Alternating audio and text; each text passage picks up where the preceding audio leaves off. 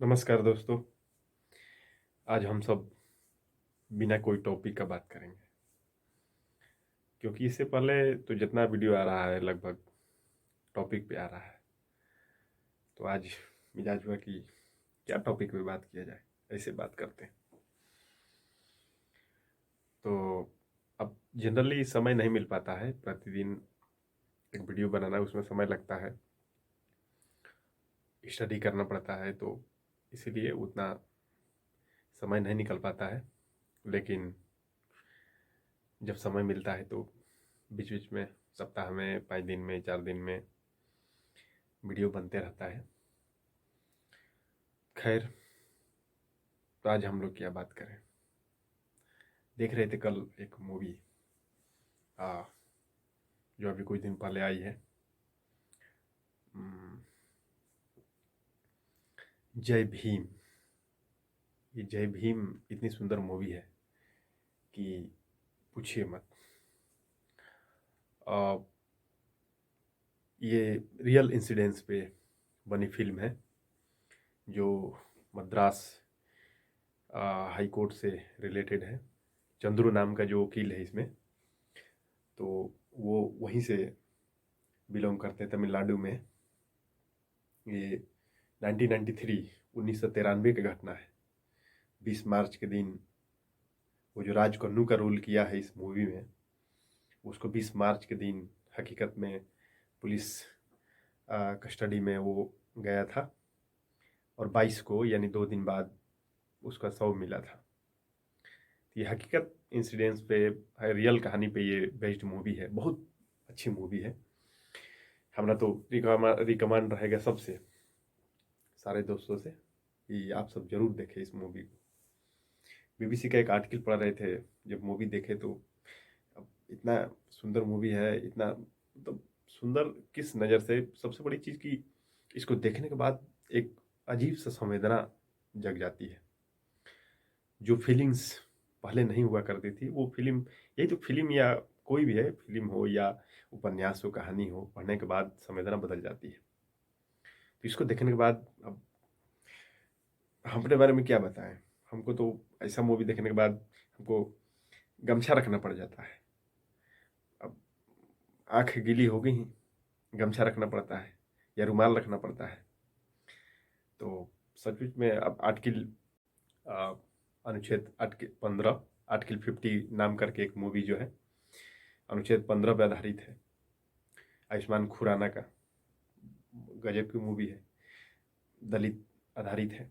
उसमें भी जब देख रहे थे तो अजीब सा फीलिंग हुआ। उसमें भी वही गमछा रखो, भाव, मतलब ऐसा सीन रहता है देखने के बाद अंदर से मिजाज अजीब सा होने लगता है कि बाप रे। अम्बेडकर साहब जब संविधान बनाए, उस समय मतलब सोचे भी नहीं होंगे कि कैसे ये, उसमें एक बात आयुष्मान खुराना बोले थे निषाद से कि अम्बेडकर का बनाया हुआ संविधान है, उसी के अंतर्गत सब चीज़ हो रहा है, तुम क्यों इसका विरोध कर रहे हो।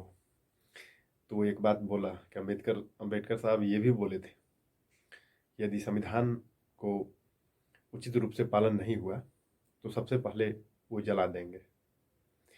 तो बात सही है, अम्बेडकर साहब सही बोले थे कि संविधान कितना भी बढ़िया हो जाए, लेकिन उसको पालन करने वाले यदि बढ़िया नहीं होंगे, फिर कितना भी बढ़िया संविधान हो जाए, क्या उससे फायदा होगा, कोई फायदा नहीं होगा। तो ये जो मूवी है जय भीम, वाकई बहुत सुंदर मूवी है। आप सब देखिए। इसमें जो कहानी है, राज कन्नू जो कुरुआ जनजाति से बिलोंग करती है, एक समय रहा होगा कि ये आ, शरारती कार्य हो रहा होगा इस जनजाति से, लेकिन उसी का इमेज बनाकर और एक निर्दोष को लेकर पकड़ लिया जाता है। हकीकत कहानी यही है, 93 की घटना है ये। 20 मार्च को पकड़ा जाता है। 21 मार्च को इतना उसको पीटा जाता है, उसका पत्नी से पूछा जाता है, पूछकर वो जबकि कहीं और बाहर रहता है, पकड़ के उसको ले जाया जाता है, बाद में फिर पकड़ा जाता है वो भी। पूरा कहानी देखिएगा समझ में आएगा। तो जब पकड़ाने के बाद उसका इतना पिटाई होता है कि मतलब उसको देखने के बाद तो जो पिटाई का सीन रहता है इस मूवी में जब देखे, और इसका फिर जो डॉक्यूमेंट है, न्यूज है, सब पढ़े तो अजीब सा फीलिंग हो गया। तो क्या कहें, जो एहसास का चीज़ है उसको यहाँ कैसे बोला जा सकता है।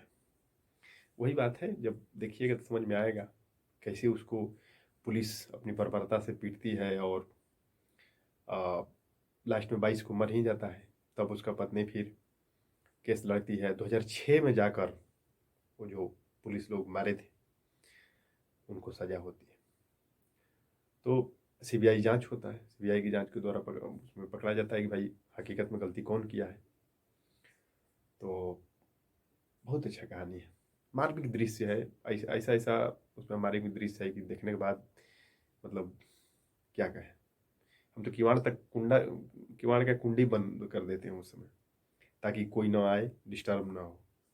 कई बार अगर लोड करके मूवी चल रहा है, ऑनलाइन चल रहा है, तब तो कोई बात नहीं, वाईफाई से कनेक्ट रहता है तो वैसे ही स्थिति में पूरा, यहाँ तक कि फ्लाइट मोड में भी कई बार डाल देते हैं तो ताकि डिस्टर्ब ना हो। ऐसा मूवी सब है, अब क्या कहा जाए, बहुत बेस्ट मूवी है।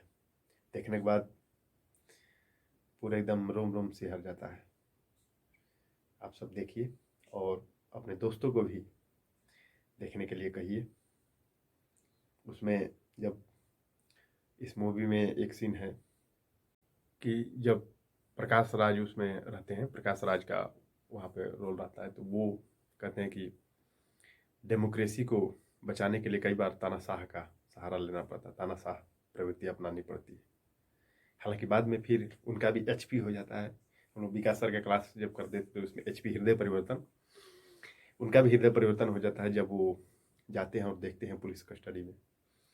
होम मिनिस्ट्री का एक डाटा है, उसमें प्रत्येक दिन पुलिस कस्टडी में 5 व्यक्तियों की मौत होता है। अब आप समझ सकते हैं कि ये कितना ब्रूटल इंसिडेंस है। ऐसा नहीं होना चाहिए। पुलिस कस्टडी और जुडिशियल कस्टडी, इस पर भी कभी सेपरेट वीडियो बनाएंगे बढ़िया से। पुलिस कस्टडी का ये कार्य नहीं है जो इस मूवी में दिखाया गया है, ऐसा नहीं होना चाहिए।